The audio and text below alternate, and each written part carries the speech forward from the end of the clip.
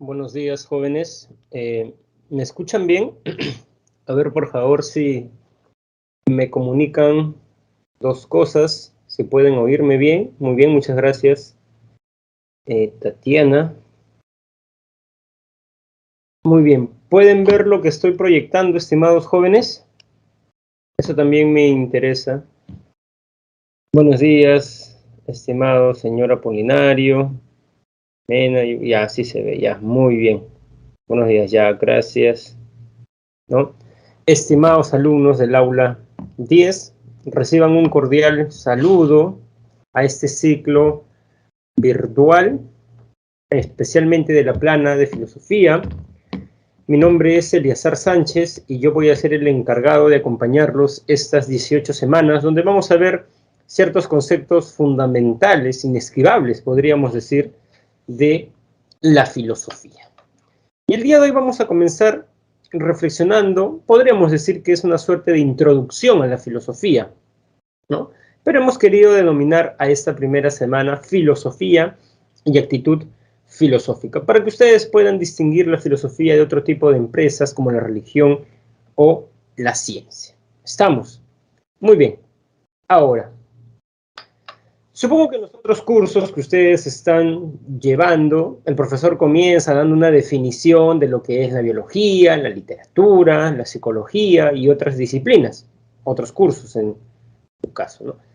En el caso de la filosofía, digamos, comenzar de este modo es un tanto problemático. ¿Por qué?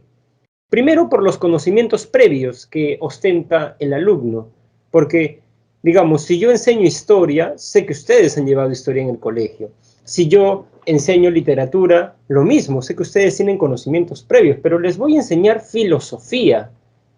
Un curso que, al menos en educación básica regular, no se enseña, o sea, no está como curso. En ese sentido, quería comenzar preguntándoles, ¿quiénes de ustedes por primera vez ven el curso de filosofía? O sea, es su primera vez. Profesor, yo nunca antes he llevado un curso de filosofía, así que recién con usted voy a enterarme de los conceptos fundamentales. Ya, por ejemplo, Tatiana nos dice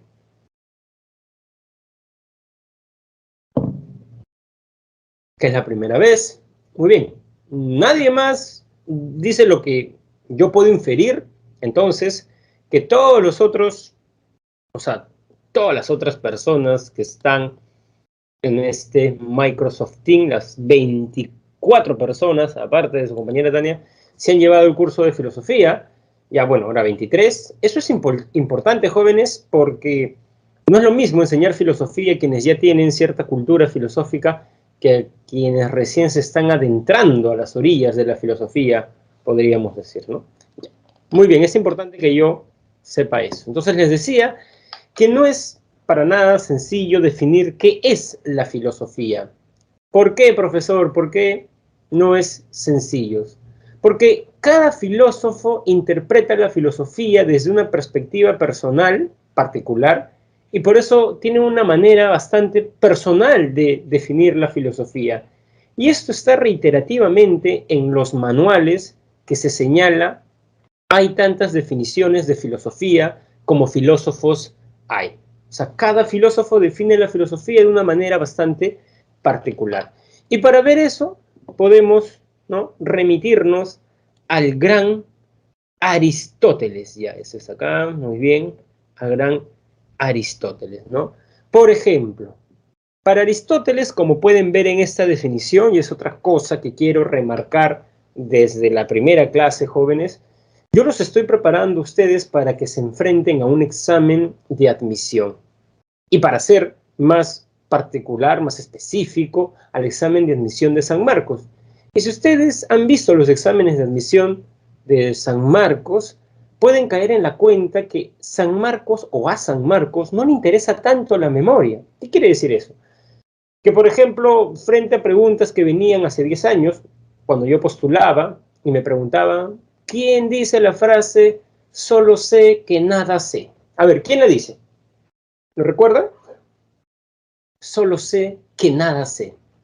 Incluso en un rap he escuchado esa canción también, ¿no? O esa frase, perdón, en una canción. he escuchado esa frase, solo sé que nada sé, ¿no? Por ejemplo, a mí me venían ese tipo de preguntas, una frase, muy bien, estimado Dylan, ¿no? Sócrates, así es, ¿no? A mí me venían ese tipo de preguntas, frases filosóficas y que yo recuerdo el filósofo. Pero, digamos, ahora San Marcos te va a preguntar, no quién dice determinada frase, sino algo, creo yo, un poco más sofisticado. La pregunta sería, ¿qué quiere decir Sócrates cuando dice, solo sé que nada sé? Ya, eso no supone solo memoria, supone que ustedes hayan comprendido, estimados jóvenes, ¿no? Que hayan comprendido lo que dicen determinados filósofos. Así que no vayan a olvidar eso, ¿ya? Muy bien. Platón es el discípulo, ¿no?, de Sócrates y tiene otras frases como vamos a ver en este curso. Entonces, ¿qué les quiero decir? Que yo no les voy a venir a repetir lo que está en su cuadernillo, ¿no? Les voy a venir a explicar. Por ejemplo, acá tenemos una definición de Aristóteles que dice que la filosofía es la ciencia teórica. Aristóteles hace una clasificación de 3 tipos de saberes. Tenemos los saberes productivos, en los cuales tú, digamos,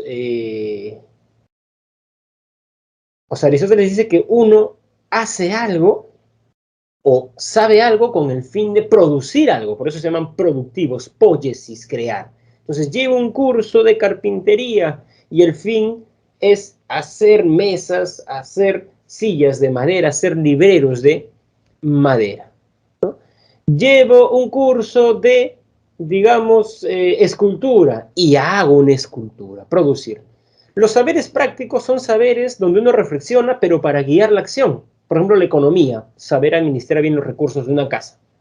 Pero hay otro tipo de saberes, que son los más elevados, porque Aristóteles pone una clasificación productivos, prácticos, que son los saberes teóricos o ciencias teóricas, en las cuales no se persigue ninguna utilidad. Es decir, tú buscas el saber por el saber mismo. No estudio filosofía para hacer algo o por una utilidad, sino por el amor a ella. O sea, saber por el saber mismo, no por lo que me pueda dar la filosofía, sino por lo que es la, la filosofía. Ya, jóvenes, no vayan a olvidar eso. Ahora, Aristóteles dice que estudia los primeros principios y las primeras causas. A ver, veamos eso, ¿no? A ver, acá se borra. Ya, perfecto. A ver, jóvenes.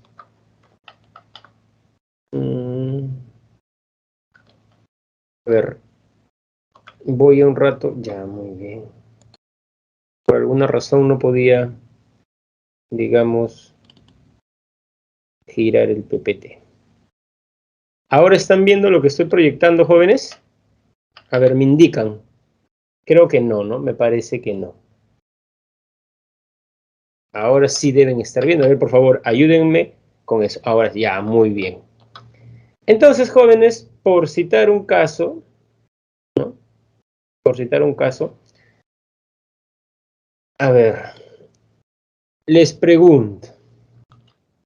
Aristóteles a lo que te da existencia le llama causa. Por ejemplo, ¿cuál es su causa de ustedes? ¿Quién le dio el ser a ustedes? Sus padres. Ya sus padres, sus abuelos. Ya sus abuelos, sus bisabuelos. Entonces Aristóteles dice, todo lo que existe debe tener una causa. Entonces tenemos acá lo que nosotros llamamos cosmos. Y este cosmos debe tener una causa uno, el que le dio el ser. Porque todo lo que existe por algo. Pero si todo lo que existe por algo, esta causa 1 debe tener una causa 2, que le dio el ser. Y si todo lo que existe por algo, debe haber una causa 3. Lo que va a decir Aristóteles es que uno no se puede dirigir ad infinitum en una serie de cadenas infinitas de causas, sino que en algún momento va a tener que llegar a una primera causa incausada. Una primera causa incausada, ¿no?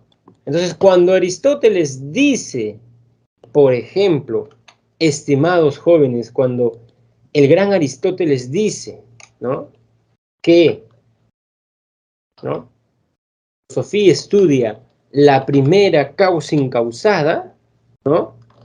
Digamos, Aristóteles está diciendo que el objeto, o perdón, cuando Aristóteles dice que la filosofía estudia la ciencia teórica que estudia los primeros principios, las primeras causas, está diciendo que el objeto de la filosofía es la primera causa incausada, que fue además una pregunta dentro de la pre, ¿no? Claro, entonces, el alumno que marca el objeto de la filosofía es la primera causa incausada, ya digamos está comprendiendo lo que Aristóteles dice. Entonces, muy importante eso, ¿ya? Segundo, Wittgenstein. Si para Aristóteles la filosofía es una ciencia, para Wittgenstein no es un cuerpo de doctrinas, un conjunto de proposiciones, o sea, no es una ciencia. Y Wittgenstein es muy claro a este respecto. Wittgenstein llega a decir, estimados jóvenes, que la filosofía es algo que está por encima, por debajo o al costado de la ciencia. Pero algo de lo cual están seguros los filósofos para Wittgenstein es que la filosofía no es una ciencia. Entonces, eso ya va a crear en ustedes un conflicto cognitivo, porque van a decir, profesor, pero es Aristóteles en su explicación que nos acaba de dar, está diciendo que la filosofía es una ciencia. Sí, pero para él, por eso existen tantas definiciones de filosofía como filósofos hay. Pero en cambio para Wittgenstein no es una ciencia. Entonces, ven, tenemos varias definiciones. Ahora, para Wittgenstein la filosofía más bien tiene que ver con analizar el lenguaje. ¿Por qué? ¿Por qué, jóvenes? Porque si uno quiere conocer los pensamientos de un filósofo, ¿qué hace? ¿No? Por ejemplo, aquí tenemos un libro de Maquiavelo, Nicolás Maquiavelo. Siempre he escuchado de él, no muy bien, que funda la política moderna y más. Entonces voy a conocer sus pensamientos. ¿Qué hago? Leo. O sea, nadie conoce los pensamientos de alguien. Conocemos la expresión lingüística de los pensamientos que ellos nos detallan en sus libros. De modo tal que el objeto de la filosofía no son los pensamientos, sino la expresión de los pensamientos. Y ese es el famoso giro lingüístico que nos hace Wittgenstein, ¿no, jóvenes? Que nos hace Wittgenstein. Entonces, no se vayan a olvidar de eso, ¿ya? Muy bien. Entonces, estimados jóvenes, existen múltiples definiciones de filosofía. Uno dice que es una cosa, el otro dice que es otra cosa. Entonces, como no sabemos en sentido estricto qué es la filosofía, por la polifonía, por la pluralidad de voces que hay en este asunto, un paso altamente recomendable es dirigirnos a dónde surgió la filosofía. Y les pregunto, ¿la filosofía es un producto de qué cultura?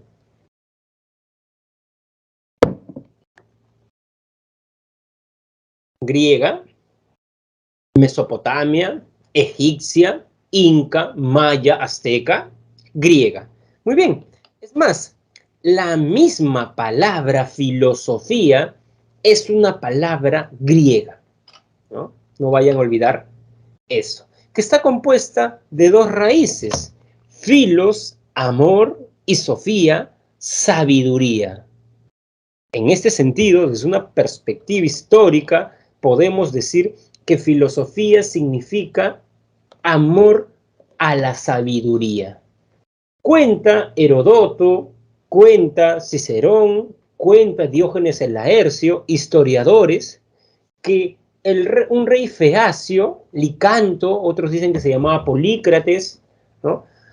Digamos, veía que Pitágoras era muy seguido, que ostentaba saber, y se le acercó y le dice, digamos, dime cuál es tu saber, cuál es tu profesión, qué saber ostentas. Y Pitágoras lo miró sorprendido y le dijo, yo no ostento ningún saber. O sea, yo me declaro un buscador de la sabiduría, que es distinto, ¿no? Entonces, desde ese entonces, por esta respuesta magistral, dicen muchos, que dio Pitágoras, se hace una diferencia fundamental entre sabio y filósofo. El sabio es aquel que tiene la sabiduría, ¿no? Si este libro es la sabiduría, el, digamos, sabio cree tener la sabiduría. Soy sabio, escuchen. En cambio, el filósofo en este punto es mucho más humilde. Este filósofo dice, o los filósofos dicen, yo no soy sabio, sabios son los dioses. Por eso va a agregar luego Platón, los dioses no filosofan, porque los dioses ya son sabios, tienen la verdad. El hombre no tiene la verdad, por eso el hombre busca la sabiduría, busca la verdad. ¿Estamos? Entonces, estimados jóvenes, ¿no? El filósofo, al decirte yo busco la sabiduría, está reconociendo sutilmente que no posee la sabiduría. Por eso justamente busca la sabiduría. Entonces les pregunto, ¿es lo mismo un filósofo que un sabio? Si quieren, hablen por micro, respondan por el chat, lo que les sea más cómodo, ¿no? ¿Es lo mismo un filósofo que un sabio? Marque verdadero o falso. En el primer examen les viene esa pregunta. Falso, ¿no? Así es. Eso es falso. Muy bien, jóvenes, no vayan a olvidar eso, ¿ya? Muy bien, acá falta una tilde, Pitágoras. Muy bien, ¿no? Entonces, volvamos a bueno, continuemos con el origen. Origen cronológico, ¿no? Surgió en el siglo VI antes de Cristo, y esto es fundamental, porque ya cuando ustedes estén en la universidad, ya cuando los hagan leer a Platón, hay alumnos que se acercan y te dicen, profesor, Platón tiene varias ideas del cristianismo, o digamos, se parece a Jesús en algo, ¿no? Bueno, pero es que Platón fue antes, ¿no? Más bien habría que decir que el cristianismo toma de Platón, y eso lo sabemos, ¿no? Está bien, digamos, estudiado históricamente cómo el platonismo influencia en el cristianismo. Entonces, miren, todos los primeros filósofos están antes de Jesús, ¿no? Muy bien, o antes de nuestra era. La filosofía surgió en las ciudades griegas de la región Jonia. Pregunten, ¿cuál de todas estas polis surgió la filosofía? Argos, Dodona, Delfos, Corintos, Atenas, Samos, Delos, Éfeso, Mileto. ¿En dónde? El primer filósofo. ¿De dónde es?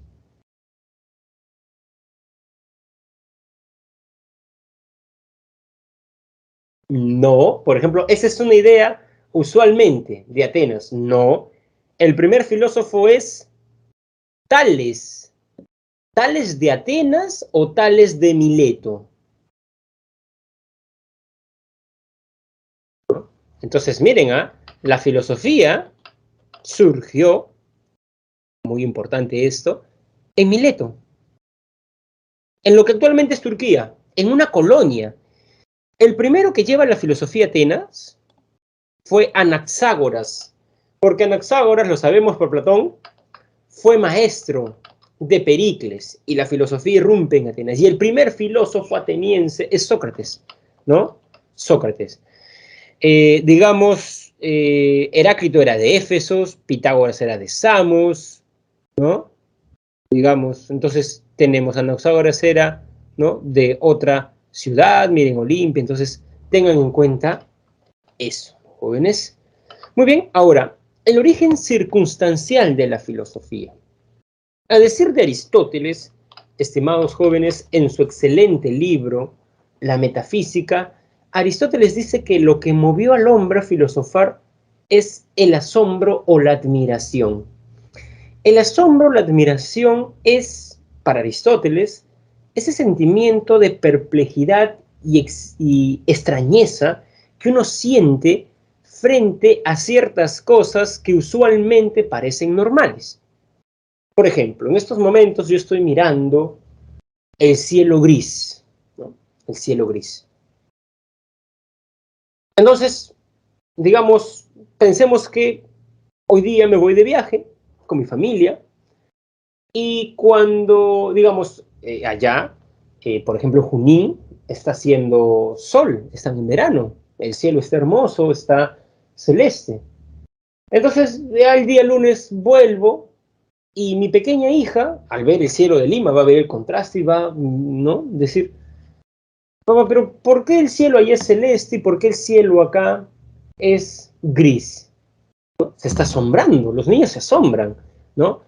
No sé, ¿por qué el sol no es del mismo tamaño a las 5 de la mañana, a las 12 del día y cuando se oculta? ¿Por qué es tan enorme el sol cuando se oculta? ¿Por qué el sol no se cae? Se desplaza, sí, pero no es como un balón que uno lo tira y no cae.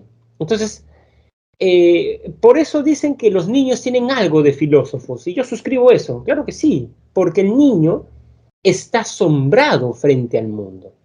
¿no? Cuando tú tienes un pequeñito de un añito y medio y lo llevas a un parque, vean cómo él ve el mundo. Ven sus pupilas, cómo, digamos, está concentrado, o digamos, no sé, esto siempre me ha causado gracia, ¿no? Cuando uno abre el caño y el niñito, digamos, quiere agarrar el agua, ¿no? Y está así como que se ríe, entonces, ¿no? Este es, digamos, uno se lava la mano y está pensando en que debe estudiar, entonces, él no, ¿no? Él está mirando, escucha ladrar al perro, agarra una hoja, está como que fascinado, asombrado, y claro, ese asombro que muchos adultos hemos perdido, es cierto eso, ¿no? Eh, digamos, va a devenir ya cuando este niño articule el lenguaje, según Piaget, entre 2 y 4 años, a que él exprese preguntas, ¿no? Filosóficas, ¿no? ¿Por qué debemos morir? Yo no quiero morir. No sé, papá, ¿por qué existe tantos yogures en el mall y tantos panes? ¿Y por qué este señor que está afuera está pidiendo dinero y no tiene para comer? ¿Por qué si ahí dentro en el supermercado hay tanto? Aunque ahora en este contexto dirían comunista el niño, por hacer esa pregunta, ¿no? Bueno, ahora parece que comunista es un insulto, ¿no? Cuando más bien hay bastante nobleza, ¿no? En el comunismo de Marx, al menos, ¿no? En el de Marx, ¿no? Hay bastante una idea de justicia muy fuerte, ¿no? Pero ahora en el Perú de los últimos años comunistas es un insulto, ¿no? Es un insulto, ¿no? Muy bien, pero bueno, continuemos. Entonces, la filosofía surge de eso, jóvenes, del asombro frente al mundo. Así que, por favor, no pierdan el asombro, ¿no? No pierdan el asombro frente al mundo. ¿Correcto? Muy bien. Ahora, ¿qué pasa si ustedes me dicen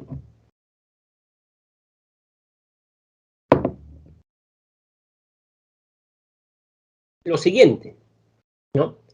Profesor, ¿qué tuvo la cultura griega para que la filosofía surja en ella? ¿Por qué no surgió en China, en la India, en otras matrices civilizatorias, ¿no? Mesopotamia, los aztecas, los incas, digamos, ¿por qué? ¿Qué tuvo Grecia? Se han escrito muchos libros sobre esto, el milagro griego, ¿por qué Grecia? ¿No? Entonces, esa pregunta la vamos a responder con esta lámina, ¿no? Los factores. Han habido varios, la plana de filosofía ha puesto los siguientes.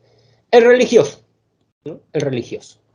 A ver, jóvenes, en Grecia no había una suerte de Biblia, no había un libro sagrado.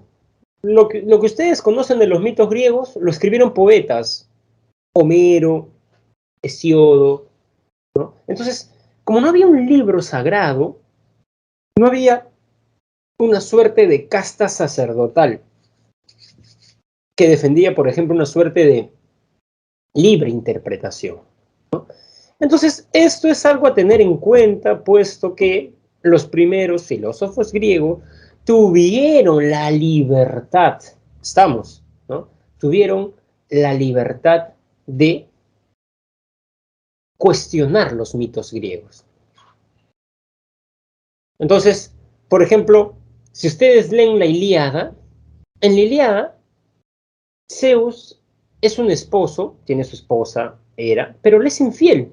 Y además que la engaña de maneras, ¿no? Encerraron a Danae, ¿no? Cayó como una lluvia de oro, ¿no?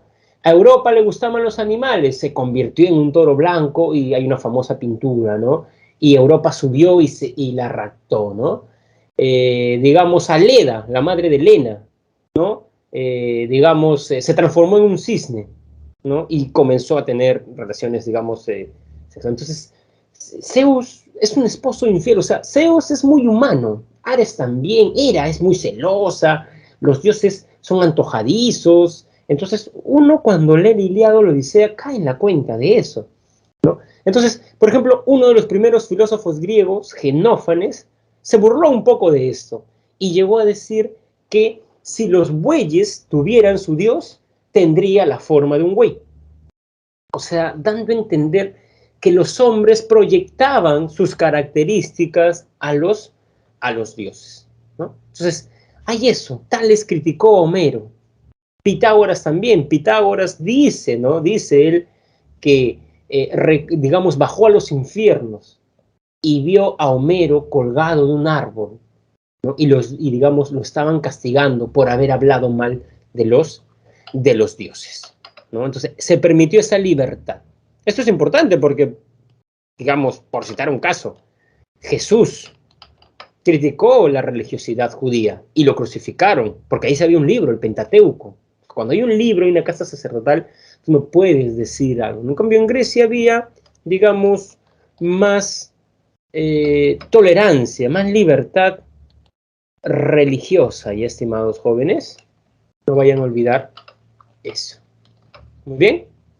Ahora, ustedes ya saben, esto es mucho más sencillo de comprender ahora, estimados jóvenes, que ningún pueblo produce todo lo que consume, de modo tal que se hace necesario el comercio internacional. Entonces los griegos intercambiaban cosas con otras culturas, pero también bebieron de la sabiduría de esta cultura. No deben olvidarse que Tales, Pitágoras y Platón viajaron a Egipto y aprendieron matemáticas ahí, y aprendieron ideas del orfismo también en el mundo egipcio, esta idea de que el alma es inmortal, por citar un caso, ¿no?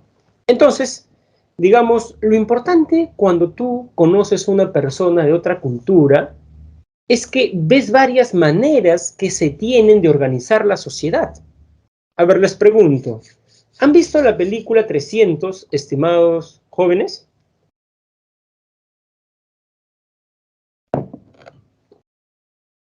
Esta película del famoso rey griego, Leónidas. Ya, muy bien, ¿no? Película, digamos, ciertamente conocida. Entonces, hay una escena de esta película donde el emisario de Jerjes, quien quiere conquistar a los espartanos, a los griegos en realidad, envía, digamos, un mensajero, un emisario, y él está hablando con el rey Leónidas. Pero detrás de ellos estaba su mujer escuchando. Y el emisario persa, en un momento molesto, voltea, mirando a su esposa, y le dice al rey Leónidas: en mi pueblo no se permite que las mujeres escuchen este tipo de conversaciones.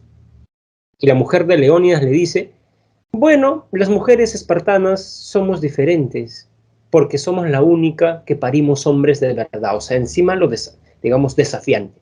Y el emisario persa se queda pasmado, porque, digamos, tenían más libertad digamos, en Esparta las mujeres. Entonces, claro, en cambio, si yo nunca salgo de mi pueblo, y mi pueblo es machista, voy a pensar que eso es así, que es natural.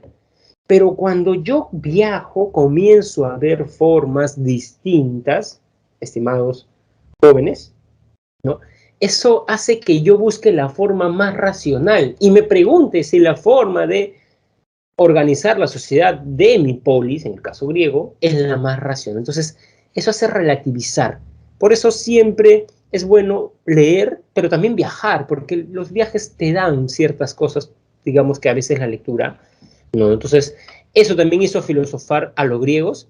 Sí, también. Luego tenemos el político, ¿no? Por ejemplo, jóvenes, ¿no? En Grecia, o digamos, una de las grandes cosas que tiene la cultura griega es la democracia. Demos, digamos, pueblo, kratos, gobierno. Democracia, gobierno del pueblo. Entonces, el pueblo tomaba decisiones ¿dónde? En el ágora, que era una suerte de asamblea pública en la cual se juntaba el pueblo. Entonces, hablaban sobre muchas cosas. Por citar un caso, ¿le hacemos las guerras a los persas o no? A ver, ¿han visto la película 300, Los orígenes de un imperio? Que es la precuela de 300, donde ya no se cuenta la historia de Leónidas, más bien se cuenta la historia de Temístocles, el ateniense. ¿Han visto esa película? Ya no es tan conocida, pero sí, digamos, es una película de Hollywood. En cable yo la vi, digamos, un día, ¿no? Es, digamos, el mismo escenario contra Jerjes, pero ahora está un general ateniense. En esa película hay una parte donde Temístocles habla en el ágora. El debate era si le hacían la guerra a los persas o no. Entonces, estimados jóvenes, en ese contexto, él toma la palabra Entonces, la democracia griega no era como esta democracia, donde tú marcas una carita, un logo, no. Tú tomabas la palabra en la asamblea y decías, yo estoy a favor, en contra de ir a la guerra con los persas. Y te escuchaban. ¿Por qué? Entonces, los griegos, los atenienses, y los griegos por extensión, se preocupaban por no solamente tener posturas, sino dar argumentos racionales para defender sus posturas. Entonces, eso hizo que el griego, que amaba la palabra, comience a amar la racionalidad, la argumentación. Por ello, en este contexto, no es para nada, digamos, algo, asombroso que haya surgido o se hayan puesto de moda unos maestros que te cobraban por enseñarte a hablar en público. ¿Recuerdan cómo se llamaban esos maestros que te enseñaban a hablar en público? Enseñaban el arte de la oratoria. Después, un siglo después del surgimiento de la filosofía, estos maestros se ponen de moda. Muy bien, Daniel. Así es, muy bien, Carlos. Los sofistas, así es, los sofistas. Entonces, ¿se dan cuenta? Los griegos amaban la palabra. Así que no vayan a olvidar eso, ¿no? Y bueno, finalmente está el factor socioeconómico, ¿no? El factor socioeconómico. Entonces, a ver, esto lo vamos a poner con celeste, ¿no? Los griegos hacían una diferencia entre trabajo manual y trabajo intelectual. Para el trabajo manual tenían a los esclavos y para el trabajo intelectual tenían o estaban los amos. Miren, Aristóteles tenía aproximadamente 15 esclavos. Tenía uno para que lave su ropa, uno para que arregle su casa, otro para que lleve al colegio. Imagínense, para que hagan todo. Entonces, Aristóteles como un amo, era un amo, tenía, ¿no?, todo el día tiempo libre. Ocio. Para pensar por qué la luna no es la misma y más. Entonces, el ocio es una condición sine qua non, se dice, sin la cual quien no tiene ocio no puede filosofar. Es más, para que entiendan esto, haciendo una analogía con su situación actual. Ustedes necesitan tiempo libre para estudiar. Un chico venezolano de 18 años, su edad, que viene al Perú, pero no sabe dónde va a vivir la siguiente semana, no sabe qué se va a poner, no sabe qué va a comer, no está pensando en postular a San Marcos. Está pensando en trabajar. O sea, como dicen los latinos, Primium vivere, ergo philosophari. Primero vivir, ¿no? Comer, tener una casa, tener ropa. Luego filosofar. Entonces, como los amos griegos tenían todas las condiciones materiales aseguradas, tuvieron tiempo libre. Tiempo libre. Entonces, eso es algo que tampoco debemos perder de vista, ¿ya, estimados jóvenes? Muy bien, muy bien. A ver, vamos a borrar todo. Ahora, profesor, entonces, no sabemos en sentido estricto ¿qué es la filosofía? Sí, es cierto, pero eso no nos debería llevar para nada al otro extremo y creer que la filosofía es cualquier cosa. No, la filosofía tiene ciertas características, la actitud filosófica, que es, digamos, una actitud, una forma de reaccionar frente a la realidad. ¿Estamos? ¿Qué quiere decir eso, profesor? Veamos. A ver, jóvenes. Pensemos que un bus se cae en Pasamayo, ¿no? Mueren 5 personas. Muy bien. El bus estaba vacío. Muy bien, ¿no? Entonces, de pronto va un detective y dice, a ver, ¿habrá sido un desperfecto técnico? ¿Habrá sido el chofer que se quedó dormido? Entonces, él va a investigar. Entonces, si él cree que es el chofer, ¿no?, se va a basar en prueba empírica. Va a decir, no, pero este carro estaba ok. Entonces, el científico usualmente busca cosas empíricas, verificables, ¿no? Pensemos que una señora que está viendo el bus que se ha desbarrancado dice, Dios ha castigado a ese chofer porque yo sabía que era una mala persona. Esa es una actitud religiosa. Porque ¿cómo yo puedo verificar empíricamente que eso es así? Que Dios está castigando a tal persona y no a tal otra. Difícil, ¿no? Actitud religiosa, es otra forma. Y la actitud filosófica más bien sería, hay un profesor ahí de filosofía de la pre, le dice, ¿por qué debemos morir?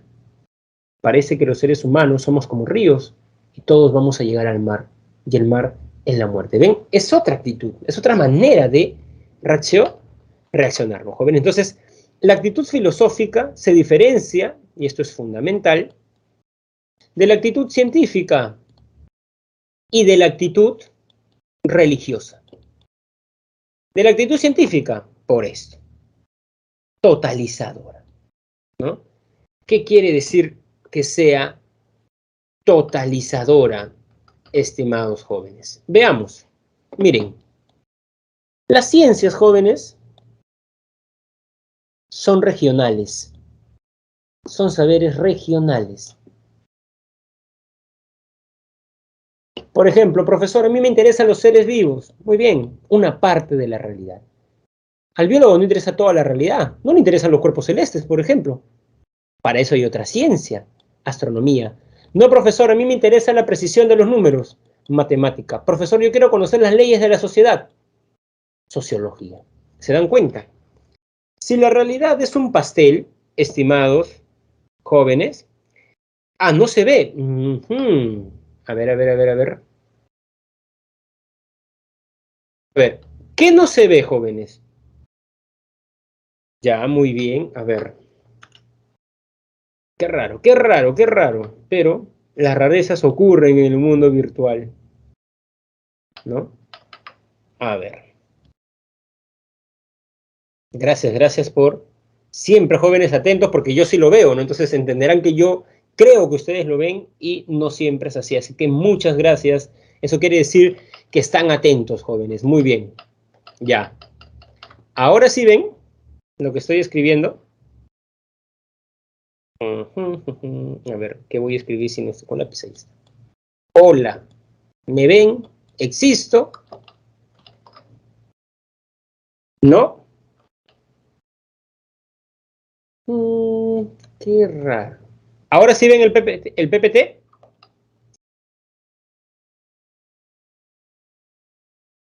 Misterios. Ya.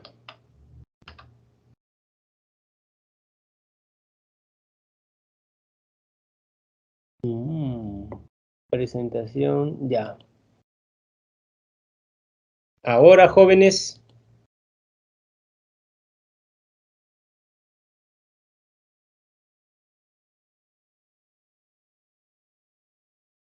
Ya.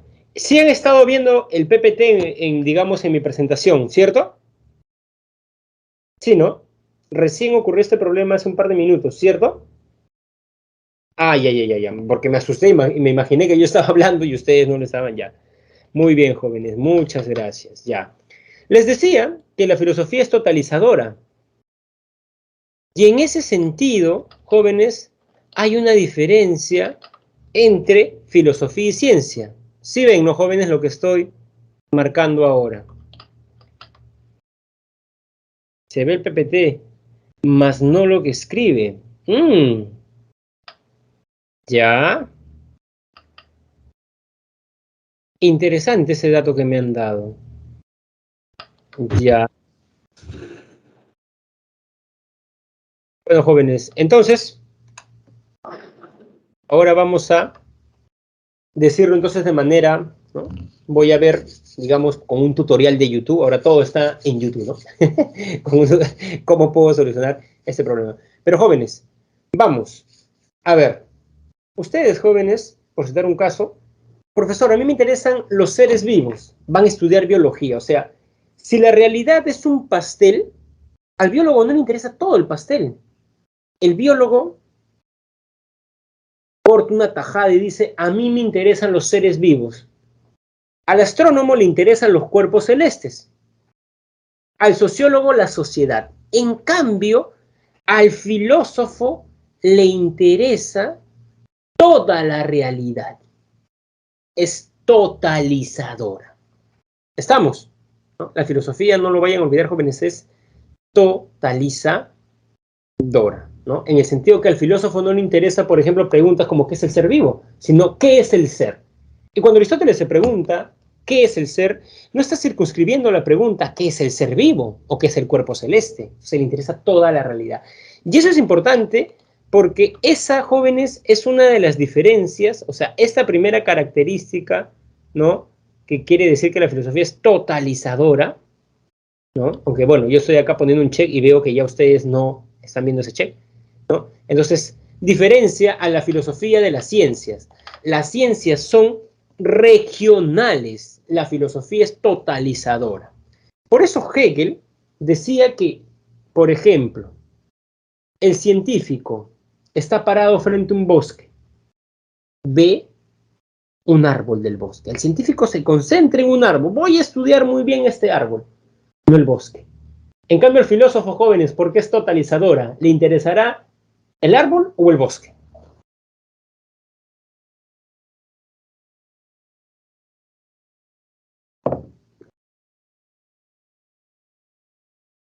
¿Qué le interesará al filósofo? Puesto que la filosofía es totalizadora. El bosque, claro. Muy bien. Continuemos, ¿no? Continuemos, ¿no? Ahora, la filosofía es también radical. ¿Qué quiere decir que la filosofía sea, estimados jóvenes, radical? Esta primera característica, ¿no?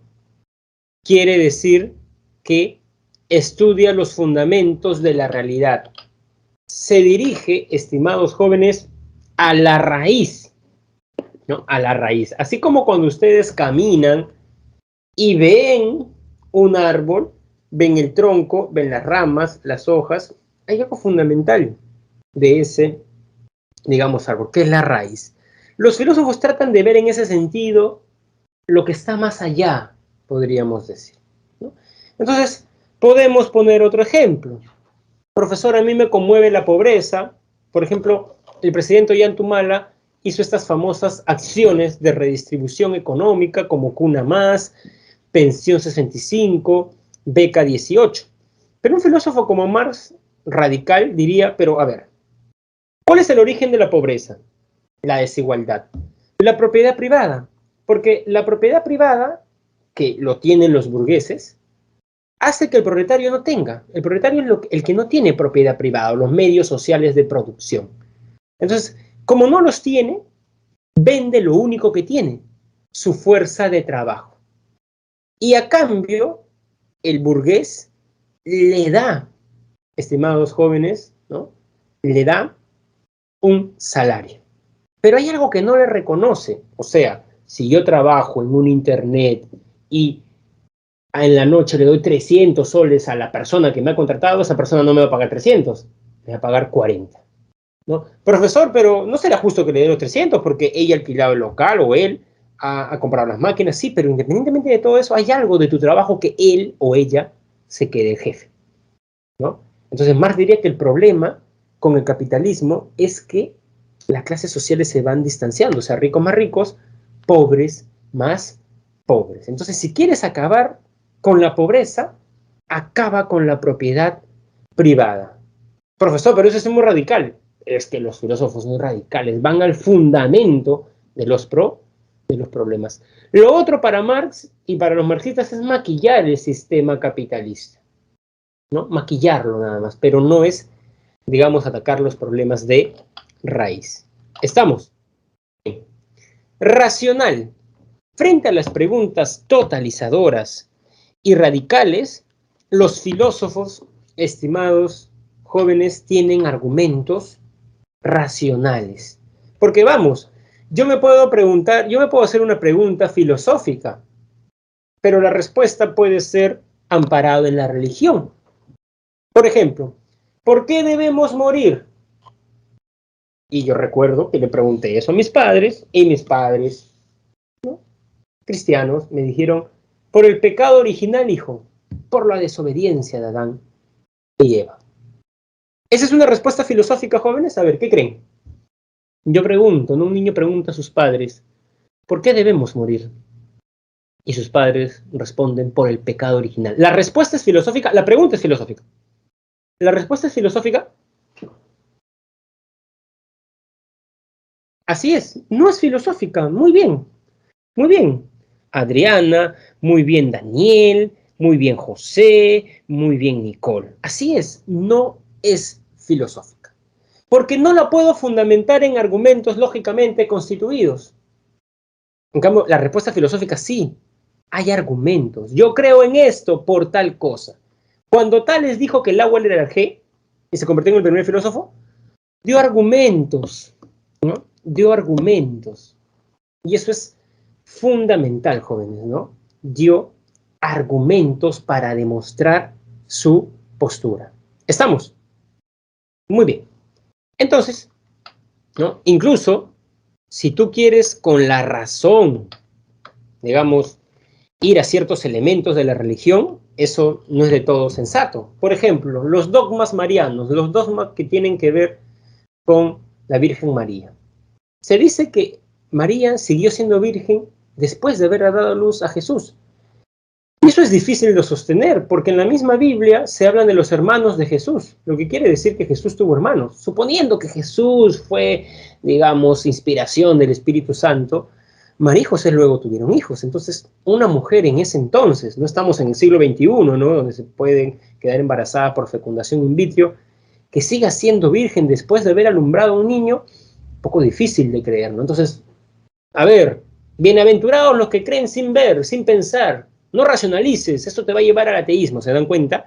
Entonces, así como totalizadora diferenciaba la filosofía de la ciencia, esto diferencia la filosofía de la religión. Ahora, si están viendo mi cursor, ¿no, jóvenes? O sea, esta flechita que estoy moviendo de aquí para allá. ¿Sí, no?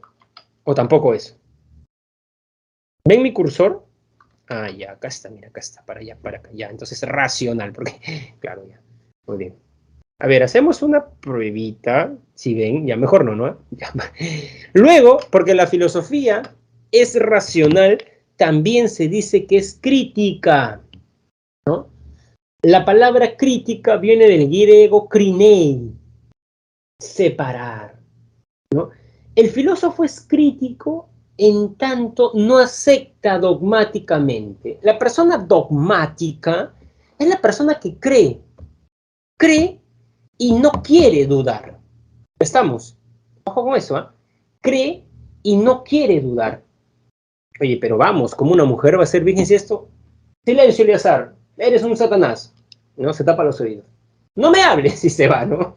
Entonces, dogmática, no quiere dudar, ¿no? Oye, mira los índices, digamos, de Bolivia, compáralo con los de Perú, o mira los índices del Perú, este sistema que tú dices que está bien, ¿no? Bien democráticos somos, ¿no? La presidenta del Congreso hace 2 días ha aprobado su actitud democrática, ¿no? La democracia cree en la igualdad, todos los ciudadanos somos iguales, ¿no? Entonces esa gente racista, clasista, no sé de qué democracia habla, ¿no? Si la democracia trató de ir en contra de las sociedades de antiguo régimen, ¿no?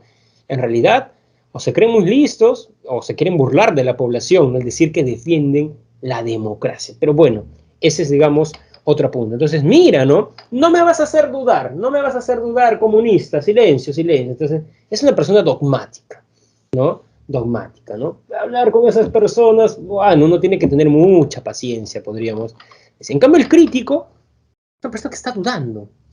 ¿Serán así las cosas? ¿Será como el profesor dice? Yo no les quiero, jóvenes, dejar certezas, ¿eh? Ojo con eso. Yo les quiero dejar preguntas. Porque el valor de la filosofía, decía Russell, no eran las respuestas, eran las preguntas. Con que tú te vayas ya con una pregunta, ¿no? Entonces, es eso. Discutir supuestas verdades. ¿Dios existe? Y si Dios existe, ¿por qué Dios permite el mal en el mundo si es un Dios bueno? El mal es producto de la libertad del hombre, profesor. Un terremoto es producto de la libertad del hombre. Entonces, ¿no? No comienza a pensar. Entonces, esa es la idea, pensar. No cerrarnos. No, es que es así. Es que es muy evidente. O lo más antifilosófico que yo he escuchado. Eso es tan obvio que no amerita una respuesta. No. En la filosofía no hay obviedades. No hay obviedades. Entonces, digamos, esto es fundamental. Y esta característica está desde los mismos albores de la filosofía, el que sea crítica. Aristóteles llegó a decir, soy amigo de Platón, pero más amigo de la verdad. O sea, no porque Platón fue mi profesor, y era un excelente profesor además, Platón, ¿no? No por eso Aristóteles repitió todo, ¿no? Como un borreguito, ¿no? Repitiendo, ¿no? Entonces la filosofía no quiere alumnos que hagan eco de lo que el profesor dice, no quiere borregos, para decirlo de manera más fuerte. Quiere alumnos con pensamiento propio, que examinen, que tengan un juicio propio, que enjuicien, que sean críticos. Entonces entenderán que también esto lo distingue de la religión. En la religión hay criterio de autoridad. Lo dice el Papa, está en la Biblia. Amén. No, en la filosofía no hay, lo dijo Aristóteles, no importa quién lo dijo, importan los argumentos que... Y por eso es problemática, encuentran nuevos problemas, ¿no? Encuentran nuevos problemas. Por eso hay muchos científicos que dicen, ¿no?, que la filosofía los ha ayudado a encontrar problemas en la ciencia. El filósofo ve las cosas y encuentra problemas nuevos, replantea problemas que ya se creían resueltos, ¿no? Por ejemplo, si Copérnico le hubiera creído el modo de ordenar el cosmos de Ptolomeo, hubiera avanzado la astronomía. Si Newton hubiera creído lo que decía Aristóteles, hubiera avanzado la física. Si Einstein hubiera creído lo de Newton, hubiera avanzado la física. Entonces, ojo, la ciencia avanza por personas críticas, problemáticas. Los saberes no avanzan por el alumno que aprende todo y lo repite, avanza por las personas críticas. Así que eso no es tan negativo como nos quieren hacer. Es muy crítico, ¿no? Es muy crítico, ¿no? Entonces, bueno, que en la sociedad que vivamos, la sociedad quiere hacernos personas borregas que repiten, ¿no?, que reproducen los patrones sociales, esa es otra cosa, ¿no? Esa es otra cosa. Así que no es malo, jóvenes, ¿no? Muy bien, y terminamos con las disciplinas filosóficas, que lo voy a hacer de manera rápida porque nosotros vamos a tener desde la semana 6 en adelante para ver todas estas disciplinas, incluida la lógica, ¿no? Así que lo vamos a ver. Ontología, problemas del ser y de la realidad. Por ejemplo, jóvenes, ¿ustedes creen que esta es la única realidad que existe? Por ejemplo, ¿creen en Dios? ¿Creen en Dios, jóvenes?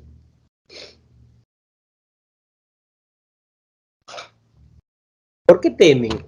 ¿Por qué no me responden? ¿Creen en Dios o no? Ya, sí, muy bien. Entonces, ¿ustedes creen que hay otro tipo de realidades? Porque yo no puedo ver a Dios, estoy viendo mi libro, pero de esa manera no puedo ver a Dios. Entonces, ¿creen que hay otro tipo de realidades a la material? ¿Ven? Esa es una postura ontológica. Correcto. Antropología, ¿qué es el hombre? Hay un experimento, ¿no? Si tienes que salvar a un niño o a un perro, la mayoría de personas salva al niño. ¿Por qué? Porque es uno de mi especie, es un ser humano, tiene más dignidad. ¿Pero por qué tiene más dignidad? Pregunta filosófica. ¿Por qué los chicos que van a estudiar medicina a veces experimentan con animales, ¿no?, según el código de Nuremberg, post Segunda Guerra Mundial? Creemos que el hombre es superior a un animal, pero la pregunta es ¿por qué? Pregunta filosófica que se van a hacer los médicos. Nociología. ¿Se puede conocer la realidad? Veo este celular de color negro. ¿El celular es negro en la realidad? ¿Qué dicen? Por ejemplo, es una pregunta filosófica. Por ejemplo, sabemos que los colores no existen en la realidad, son una interacción de la luz y nuestra vista. ¿Qué es la verdad? Pregunta nociológica. Todas los problemas que tengan que ver con el conocimiento son preguntas nociológicas. Epistemología. Jóvenes, mi amigo estudió historia. ¿Es una ciencia la historia? ¿Qué creen? Esa es una pregunta, por ejemplo, epistemológica. ¿Es una ciencia? Porque en San Marcos dice Facultad de Ciencias Sociales. ¿Cuáles son los pasos del método científico? ¿Cuáles son las funciones de la ciencia? ¿No? Entonces, por ejemplo, esa es una pregunta epistemológica. Axiología. Jóvenes, ¿qué valoran más? ¿Estudiar la carrera que les apasiona o estudiar una carrera que les dé dinero? ¿Qué valoran más? ¿Qué juzgan que es más valioso? ¿Su vocación o el ostentar riquezas? Pregunta axiológica, ¿no? ¿Qué valoran más en una pareja? ¿Un cuerpo bello o un alma bella? ¿Qué valoran más? Por ejemplo, son preguntas filosóficas. Ética. Profesor, el otro día subí un carro y subí una anciana y me hice el dormido, pero después me sentí mal. ¿He actuado correctamente? ¿Soy feliz? ¿No? ¿Cuál es mi deber? ¿No? Estética, ¿qué es la belleza? ¿No? Le recomiendo a un amigo un libro y lo lee y dice, no me pareció bello, tú hablabas de ese poema, no me gustó el poemario que me pasaste. No todos nos parecen bellas las mismas cosas. Jóvenes, si ven un urinario en, digamos, un museo, ¿es arte? Si ven un urinario en un museo, ¿eso es arte? ¿Qué creen? Hay artistas que incluso han defecado y han puesto ahí en un museo sus heces. ¿Es arte eso? Pregunta estética. Y filosofía política. ¿Cuáles son los fines del Estado? Los fines del poder, ¿no? ¿Está bien que maten en una marcha a un joven, como ocurrió el año pasado? Esas preguntas las vamos a ver. Acá están las claves, jóvenes. Tómenle foto, por favor. ¿No? Acá están las claves. Así están las claves. Y acá. Porque en el Moodle lo cambian, ¿no? Así miren, ¿ah? Por eso no les estoy dando 1A, porque el Moodle cambia las alternativas. Así que mira, ahí está. Tómenle foto, por favor. 1, 2, 3, ya. Y ahora esto. Muy bien, jóvenes, nos ha ganado el tiempo. Nos vemos. Cuídense.